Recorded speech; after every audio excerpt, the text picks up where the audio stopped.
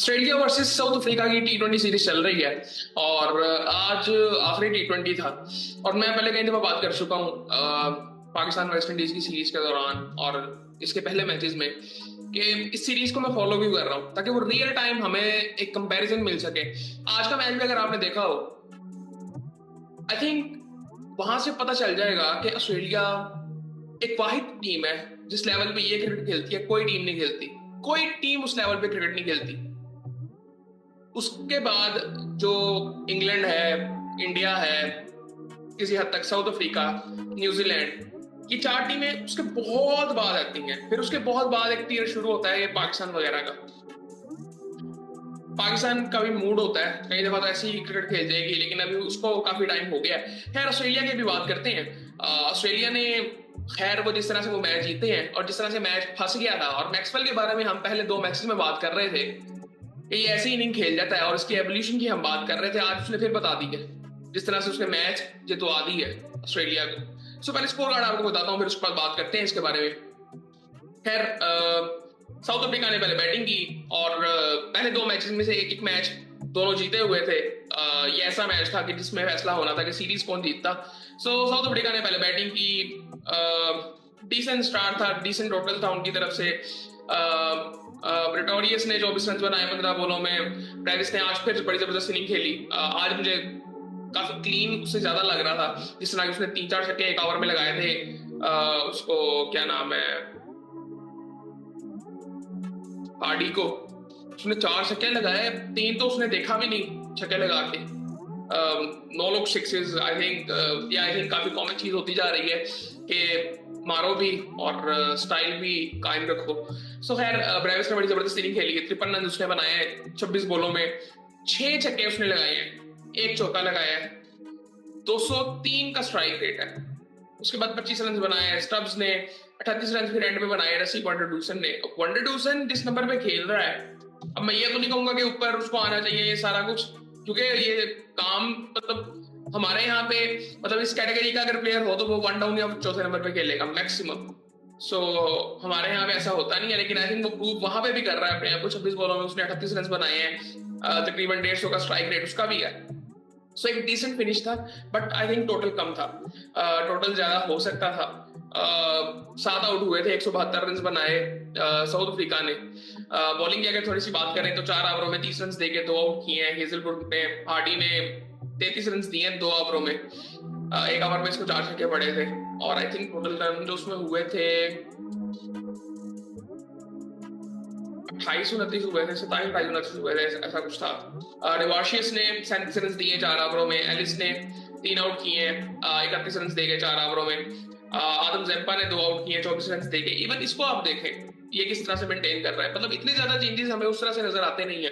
But जो quality of players होती है ऑस्ट्रेलिया की टीम में, वो आई थिंक वो हमें नजर आ रही होती है। फिर मैक्सवेल ने 2 ओवरों में 15 रन दिए। फिर उसके बाद जब ऑस्ट्रेलिया ने बैटिंग शुरू की और मिचेल मार्श ने जबरदस्त स्टार्ट दिया, एक अच्छा स्टार्ट मिल गया था। हेड ने भी 19 रन बनाया 18 बॉलों में। पहली विकेट 66 पे गिरती है और एक डिसेंट स्टार्ट मिल गया था कि जहां से आई थिंक बेसिक सेट हो गई थी, लेकिन उसके बाद विकेटें गिर रही थी और एक टाइम पे लग रहा था कि शायद ऑस्ट्रेलिया के हाथ से मैच जा सकता है, लेकिन मैक्सवेल खड़ा हुआ था। सो खैर 54 रन बनाए मिचेल मार्श ने, जो कि कप्तान है। बड़ी सेंसिबल रिस्पॉन्सिबल इनिंग थी। 37 बॉलों में 54 रन बनाए, 145 का स्ट्राइक रेट, 5 छक्के लगाए, बड़े जबरदस्त शॉट्स लगाए थे। 3 चौके लगाए। उसके बाद 19 रन बनाए थे हेड ने। 3 चौके उसने भी लगाए। उसके बाद 17 रन बनाए डेविड ने। आज फिर इंग्लिश 0 पे आउट हुआ है। आई थिंक पहले भी एक दफा हुआ है, दूसरी दफा इस सीरीज में हुआ है। मुझे बड़ा पसंद है ये प्लेयर। इसकी मुझे वो इनिंग भूलती नहीं है जो उसने इंग्लैंड के खिलाफ चैंपियंस ट्रॉफी में खेली थी। आई थिंक लाहौर में वो हुआ था, बड़ा जबरदस्त मैच था वो। टीवी में देखने का बहुत मजा आ रहा था, तो आई थिंक वहां पे तो बड़ा ही मजा आया होगा ग्राउंड में। और उसके बाद टिम डेविड 17 रन और 9 बॉलों में उसने बनाए। ग्लेन मैक्सवेल ने 62 रन बनाए 36 बॉलों में, और वो आते ही मारना शुरू कर दिया था उसने। पहले ओवर में उसने आई थिंक 6 बॉलें थी उसकी, 15-16 रन थे, तो उसने मारना शुरू आते ही कर दिया था। 62 रन उसने बनाए। और जिस तरह से उसने फिनिश किया आखिरी ओवर में, 10 रन चाहिए थे और विकेटें वहां पे 2-3 गिरी थी, और भाई साहब यहाँ की फुल टॉस पे रिवर्स मार के मैच को फिनिश कर रहे हैं। ये कॉन्फिडेंस तो है, लेकिन एबिलिटी भी तो है ना। ये भी एक बहुत बड़ी वजह है। सो उसने 62 रन बनाए, 36 बॉलों में 2 छक्के लगाए, 8 चौके लगाए, 172 का स्ट्राइक रेट और मैच को फिनिश किया और उसने फिर मैच जितवा दिया। 8 आउट हुए थे। अब यहाँ पे एक चीज जो देखने वाली है वो फॉल ऑफ विकेट्स है। ऑस्ट्रेलिया की पहली 66 पे गिरती है, दूसरी 71 पे गिरती है, तीसरी 83 पे गिरती है, चौथी 88 पे गिरती है, तो गिरती जा रही थी विकेट। फिर पांचवी थोड़ी सी देर बाद गिरती है 120 पे, फिर 122 पे छठी भी गिर जाती है, फिर एक छोटी सी पार्टनरशिप होती है, फिर 163 पे 7वीं गिरती है, फिर 163 पे 8वीं भी गिर जाती है। सो अब यहाँ पे ज़ेम्पा खड़ा हुआ था और ज़ेम्पा के बाद सिर्फ हेजलवुड था। सो वहां से फिर उसने मैच को फिनिश किया। मैक्सवेल ने, और जबरदस्त इनिंग थी यार, बहुत जबरदस्त इनिंग थी। आपने मैच देखा होगा तो आपको पता चल गया होगा। रबाडा ने 4 ओवरों में 32 रन दिए, 2 आउट किए। 2 आउट किए हैं मफाका ने। मफाका ओवरऑल अच्छी बॉलिंग की है उसने इस पूरी सीरीज में। आज मार पड़ी है थोड़ी सी। नगीडी ने 34 रन दिए हैं, 3 आउट किए हैं कॉर्बिन बोश ने, यार जो है। सो ये तो हमें आई थिंक याद रहेगा कि आई थिंक इसने पीएसएल में आई थिंक छोड़ के आईपीएल में किया था, तो उस वजह से भी हमें याद है। सो एक आउट किया है मार्करम ने बड़ी जबरदस्त 2 ओवर किए, तो उसने पूरे ओवर क्यों नहीं किए, फिर 2 ओवरों में 6 रन दिए जब। सो खैर ये सूरत हाल थी। लेकिन इस सीरीज को फॉलो करने का जो मकसद था, ये वनडे सीरीज भी हम फॉलो करेंगे, आई थिंक 19 से शुरू होगी। इसका मकसद जो था वो ये था कि एक रियल टाइम कंपैरिजन हमें मिल सके कि ऑस्ट्रेलिया किस लेवल पे खेल रही है, और सामने भी एक ऐसी टीम है जो कि फाइट करती है। सो रिसेंट टाइम्स में उन्होंने भी बड़ी जबरदस्त क्रिकेट खेली है पिछले 2-3 सालों में। सो आई थिंक वो चीज हमें नजर आ रही है। और यार ये क्रिकेट देखने का अभी भी मजा आ रहा है। सो फिर इससे पता यही चलता है कि मसला फिर क्रिकेट में नहीं है, हम लोगों में भी मसला है। और उसकी बड़ी सीधी मसले हैं। अभी हफीज के इंटरव्यूज आ रहे थे, कुछ छोटी छोटी वीडियोस थी। सो उन्होंने भी जो बातें की हैं मुझे बड़े वो सेंसिबल लगते हैं, और उन्होंने जो बातें की हैं वो बड़ी ठीक है। और ये जिस वक्त आए थे तो मुझे उस वक्त थोड़ी सी ना उम्मीद हुई थी पाकिस्तान टीम से कि मैं एक बड़ी सीधी सी चीज समझता हूँ कि पाकिस्तान को ना आप ये नहीं कह सकते कि चलो बेटा ये कर लो ये कर लो। हमारे यहाँ पे ऐसे नहीं चीजें हो सकती। हमारे यहाँ पे आपको थोड़ा सा डंडा दिखाना पड़ता है। सो आई थिंक मुझे उस वक्त थोड़ी सी उम्मीद नजर आई थी। अब मुझे बिल्कुल उस तरह से कुछ नजर नहीं आ रहा। एशिया कप की बातें चल रही हैं, क्या टीम बनेगी, ये वो फला। हम जो थोड़ी बहुत क्रिकेट समझते हैं, मुझे बेसिकली ये लगता है कि जो फॉर्म में है उसको जाना चाहिए। बड़ी सीधी सी बात है ना। इस वक्त आपका शाहीन को इतना खास परफॉर्म कर रहा है, डिसेंट है, T20 में कोई इतना खास नहीं है। नसीम कोई परफॉर्मेंस नहीं है उसकी। उसके बाद बाबर, रिजवान कोई परफॉर्मेंस नहीं है, वो तो आई थिंक T20 में है भी नहीं।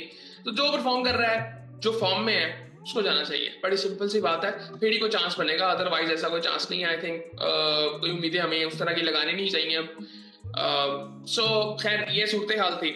आई थिंक बड़ी जबरदस्त सीरीज रही है ये वाली भी। कि पहला मैच मुझे हालांकि उम्मीद थी कि 3-0 से ऑस्ट्रेलिया जीत जाएगा, लेकिन 2-0 से जीता है। तो ठिकाने में फाइट दिखाई है, और इवन आज भी उन्होंने फाइट दिखाई है। सो वो फाइट तो वो अपनी पूरी करते हैं, और एबिलिटी भी उनमें नजर आती है। उनमें भी जो टैलेंट नजर आता है, स्पेशली फास्ट बॉलिंग में, इवन बैटिंग में भी अब नजर आ रहा है। ट्रेविस को आप देखें, स्टब्स को देखें, प्रेटोरियस को देखें, प्रॉपर बैट्समैन है T20 के। स्किल लेवल उनका स्टाइलिश है, सब कुछ है। सो आई थिंक ओवरऑल मैच को देख के मजा आया है, बट उम्मीद कर रहे हैं कि ओवरऑल क्रिकेट भी बेहतर हो। मतलब 1-2 टीमों से कोई स्पोर्ट नहीं चलता, बड़ी सीधी सी बात है। अभी मैं ये देख रहा था द 100 की, आई थिंक उसकी कोई ट्रेड हुई है। कुछ इंडियंस ने वो टीमें खरीदी हैं 2-3, और मैं देख रहा था वो उसकी जो वैल्यूएशन थी, मुझे बड़ी हैरानगी हुई है कि उस वैल्यूएशन पे, मतलब वो वैल्यूएशन सिर्फ उनकी ऑडियंस की वजह से नहीं है। वैल्यूएशन इस वजह से है कि वो इंग्लैंड है। सो आई थिंक मैं वो देख के भी हैरान था। मतलब आई थिंक 27% एक टीम के स्टेक्स बिके थे। आई थिंक 27% थे, 50% थे, 100 मिलियन पाउंड्स के। सो आई थिंक, और ऊपर से मैंने एक लिस्ट भी देखा था जिसमें प्रॉपर बात की जा रही थी कौन सी टीम किस रैंक में है। पीएसएल को वहां पे 30 नंबर पे दिखाया गया था, बिग बैश दूसरे नंबर पे था, जो कि होनी थी बिल्कुल। पहले नंबर पे आईपीएल था, और आईपीएल का और फिर बिग बैश का बहुत ज्यादा गैप था। इवन रेवेन्यू में बहुत ज्यादा गैप था, और वो होना भी था।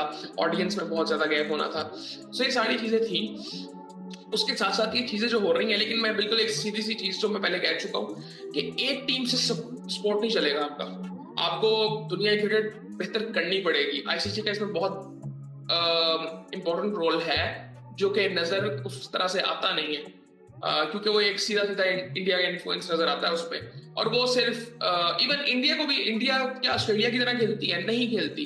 वो साफ फर्क नजर आता है। इवन मैं कल देख रहा था, आई थिंक इरफान पठान साहब कह रहे थे कि जी रोहित शर्मा की परफॉर्मेंस टेस्ट में वो बात कर रहे थे, वो सारा कुछ वो था। लेकिन जो इम्पैक्ट रोहित शर्मा का जो टेस्ट में आपको पिछले 2 सालों में नजर आया है कि वो जो अटैक करता था वो आके, या वो नहीं करता था तो टीम करती थी अटैक, वो उससे पहले भी नहीं हो रहा था, वो अब भी नहीं हो रहा। अभी आपने देखी है प्रॉपर डिफेंसिव अप्रोच से इंडिया ने ये सीरीज खेली है।